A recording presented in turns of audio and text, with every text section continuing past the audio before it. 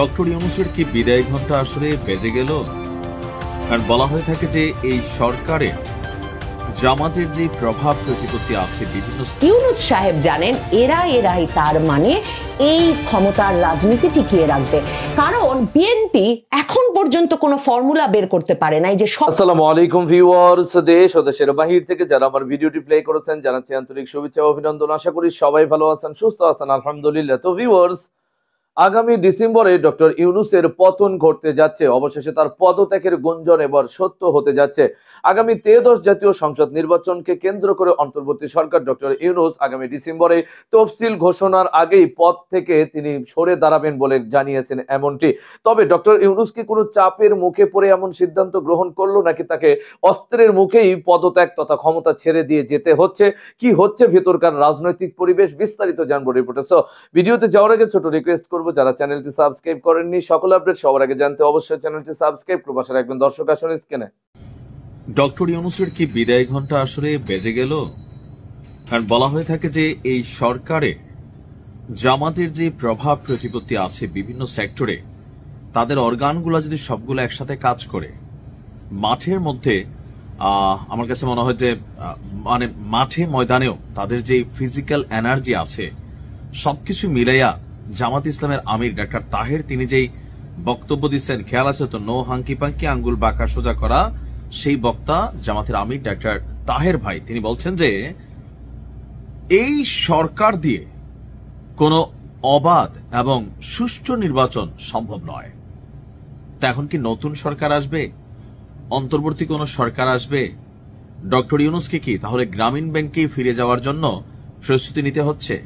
কেন হঠাৎ করে এই মন্তব্য? আপনারা জানেন যে জাতির উদ্দেশ্যে ডক্টর ইউনূস একটা ভাষণ দিয়েছিলেন। তো সেই ভাষণ নিয়ে অনেক প্রতিক্রিয়া আসছে, তবে জামাতের প্রতিক্রিয়াটা ভিন্ন রকম। জামাত ইসলামের নায়েবে আমির ডাক্তার তাহের বলছেন যে বর্তমান অন্তর্বর্তী সরকারের মধ্যে পক্ষপাত দুষ্টতা আছে, অর্থাৎ তিনি বিএনপি পন্থী। তিনি বিএনপির নাম নেন নাই, কিন্তু পক্ষপাত দুষ্ট বলতে বিএনপি পন্থী। কারণ এনসিপি মনে করে, জামাত মনে করে এই সরকার এখন বিএনপি চালাচ্ছে। তার দাবি যে এই সরকার দিয়ে কোন সুষ্ঠু এবং অবাধ নির্বাচন করা সম্ভব নয়। তিনি স্পষ্ট করে বলছেন যে বর্তমান সরকার এখন আর নিরপেক্ষ সরকার নয়। তো কি, এবং নির্বাচন যদি সুষ্ঠু না হয় তাহলে দেশের জন্য আরো বেশি বিপর্যয় এবং অন্ধকার ভবিষ্যৎ অপেক্ষা করছে। অর্থাৎ ডক্টর ইউনূসের প্রতি জামাতের এই মুহূর্তে আর আস্থা নেই যে তিনি একটা সুষ্ঠু নির্বাচন দিবেন। তো আস্থা যেহেতু নাই, পক্ষপাতমূলক হবে, তাহলে দেশ আরো বেশি বিপর্যয় এবং অন্ধকার দিয়ে যাবে। কত সত্য, নির্বাচন সুষ্ঠু না হলে ডক্টর ইউনূসের নিজেরই অস্তিত্ব থাকবে না। কারণ তিনি যদি একটা ভালো সিস্টেম চালু করে যেতে না পারেন, এটার ইফেক্ট অনেক দিকে পড়বে, অনেক দিকে, শুধুমাত্র ডক্টর ইউনূসের উপরে না।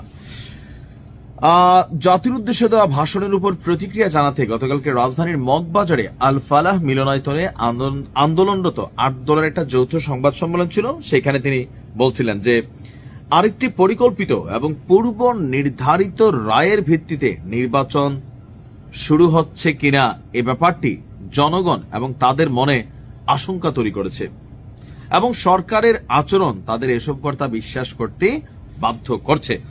অর্থাৎ পরিকল্পিত মানে বিএনপিকে জেতাই দেওয়া হবে, রায় আগে থেকে নির্ধারণ করা আছে, জনগণের মধ্যে এরকম একটা আশঙ্কা আছে। আর ডক্টর ইউনূস সরকারের বা এই প্রশাসনের আচরণে তেমনটাই নাকি মনে হচ্ছে জামাতের বলছেন। তিনি বলছেন যে এই সরকার বোঝে হোক বা না বোঝে হোক, ইচ্ছাকৃত হোক অথবা ষড়যন্ত্রের শিকার হয়ে হোক, তারা একটি দলের ফাঁদে পা দিয়েছে এবং সংস্কারকে প্রায় গুরুত্বহীন করে ফেলেছে। অর্থাৎ সরকার বিএনপির ফাঁদে পা দিয়েছে। এখন জামাতের এই বক্তব্যগুলোকে আসলে কতটুকু গ্রহণযোগ্য? কারণ ডক্টর ইউনূস সরকার একসময় এনসিপি ঘেঁষা ছিল, তখন আমরা বলতাম এনসিপির কিংস পার্টি, আপনাদের এখানে আলোচনা বন্ধ হয়ে গেছে। এরপরে ছিল জামাত ঘেঁষা, কারণ এনসিপির দাবিগুলোই জামাতের ছিল, জামাতের দাবিগুলো এনসিপির ছিল। এরপর সে লন্ডন বৈঠকের পর বিশেষ করে গণভোট ইস্যুতে ডক্টর ইউনূস জামাতকে কিন্তু পাত্তা দেয় নাই।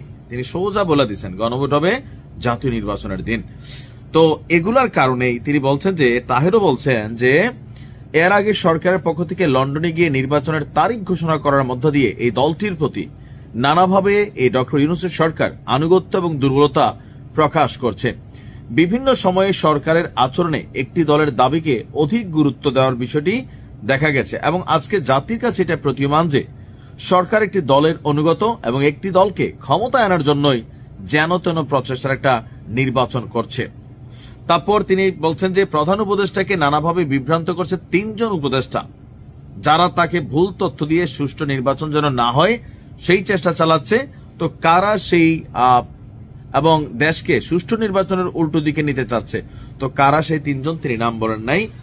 আর অন্তর্বর্তী সরকার আসার পর থেকে লেভেল প্লেইং ফিল্ডের কথা বলা হলেও সেটার ব্যাপারে সরকার মনোযোগী না, বরং সরকারের কয়েকজন উপদেষ্টার সহযোগিতায় একটি বিশেষ দলের পক্ষ থেকে, মানে সোজা কথা মুদ্রা কথা, এখন যদি এটাই জামাতের অরিজিনাল মনের কথা হয়, কারণ একটা আছে পলিটিক্যাল কথা, এগুলো বলেই বাঙালি জাতি শুনি আমরা, কিন্তু একটা আছে সত্যি সত্যি তারা ডক্টর ইউনূসের সরকারের প্রতি আস্থা রাখে ফেলছে বা নির্বাচনী এ ধরনের তাদের ট্রাস্ট ইস্যু তৈরি হয়েছে, তেমন তো এটা বুমেরাং হবে। নির্বাচনের আগে আসলে যেটা ঘটনা দেখি আল্লাহ ভালো জানে। ভালো থাকুন, আসসালামু আলাইকুম। দর্শক, স্ক্রিনে আমরা সে সম্পর্কে বিস্তারিত জানলাম। এই বিষয়ে আপনাদের মতামত কমেন্টে জানান, কেউ ভিডিওটি স্কিপ করবেন না। ডক্টর ইউনূস যদি নির্বাচনের আগেই পদত্যাগ করে, তাহলে আগামী 13 জাতীয় সংসদ নির্বাচন হচ্ছে কার অধীনে? সেনাবাহিনী নাকি জাতিসংঘ নাকি বাংলাদেশে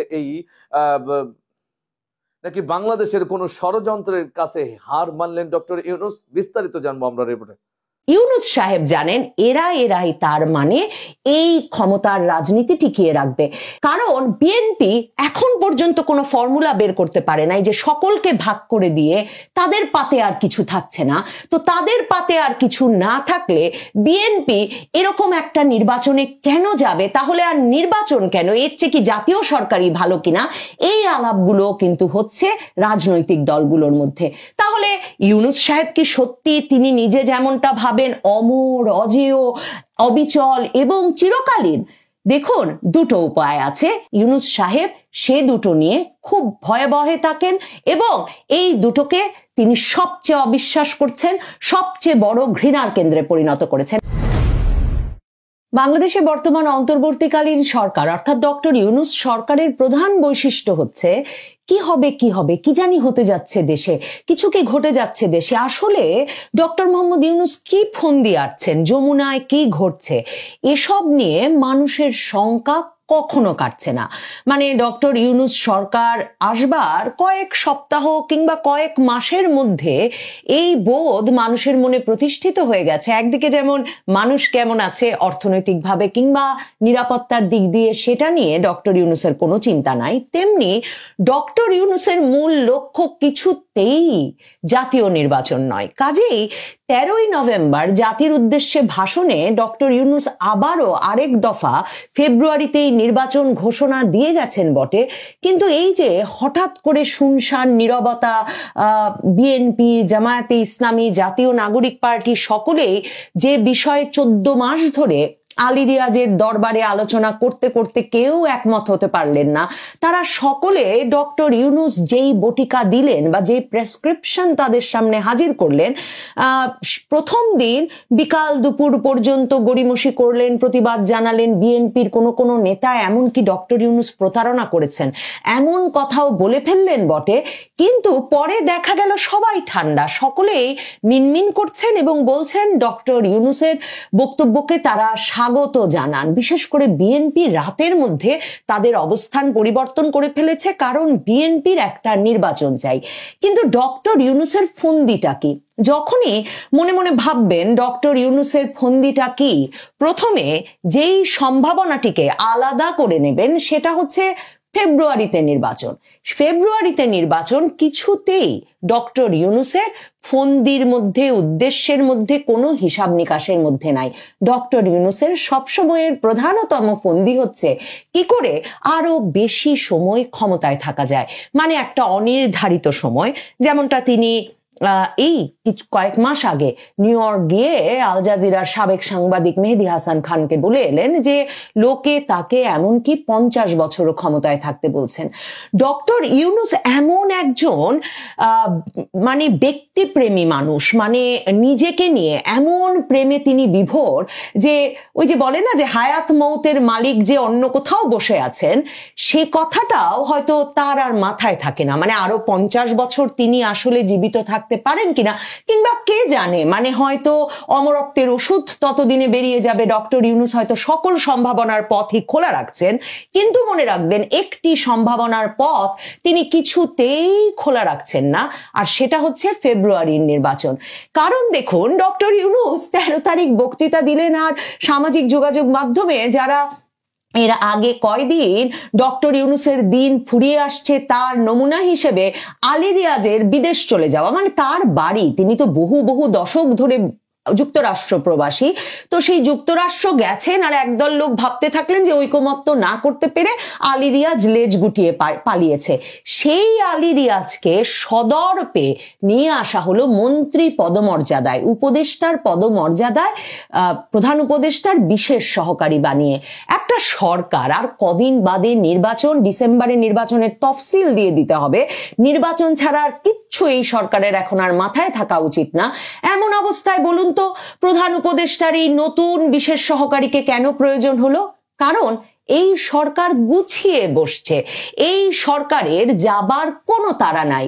ডক্টর ইউনূসের বক্তৃতায় লক্ষ্য করেছেন কিনা, গণভোট, ভোট এই হবে সেই হবে, গণভোটে এই প্রশ্ন থাকবে, নানা রকম বিস্তারিত আলাপ করতে করতে করতে করতে একদিকে তো সেই দিনটা এমন যেই দিনটায় সকলের মনোযোগ আওয়ামী লীগের লকডাউনের দিকে, সেদিনই তিনি হাজির হলেন কিনা সংবাদ মাধ্যমে জাতির উদ্দেশ্যে ভাষণ নিয়ে এই গণভোট ভোট বিতর্কে। তখন মানে একদিকে যখন আওয়ামী লীগের রাজনৈতিক প্রতিপক্ষ, ইউনূসের রাজনৈতিক মিত্রদের মানে আতঙ্ক যে আওয়ামী লীগ ফিরে আসে কিনা, এমন একটা দিন তিনি বেছে নিলেন। তারপর সেদিনে তিনি এই সব জটিল বিষয়ে আলাপ করতে করতে হঠাৎ জানিয়ে দিলেন তিনি আরেকটা বন্দর বেচার ব্যবস্থা করে দিয়েছেন। চট্টগ্রাম বন্দরের সবচেয়ে সক্রিয় যে টার্মিনাল। দর্শক, স্ক্রিনে আমরা সে সম্পর্কে বিস্তারিত জানাম। সো ভিডিও এই পর্যন্ত, ভালো লাগলে লাইক এন্ড কমেন্ট করবেন। দেশের সকল আপডেট সবার আগে জানতে অবশ্যই চ্যানেলটি সাবস্ক্রাইব করে পাশে রাখবেন। দেখা হবে পরবর্তী ভিডিওতে ইনশাআল্লাহ। আসসালামু আলাইকুম ওয়া রাহমাতুল্লাহ।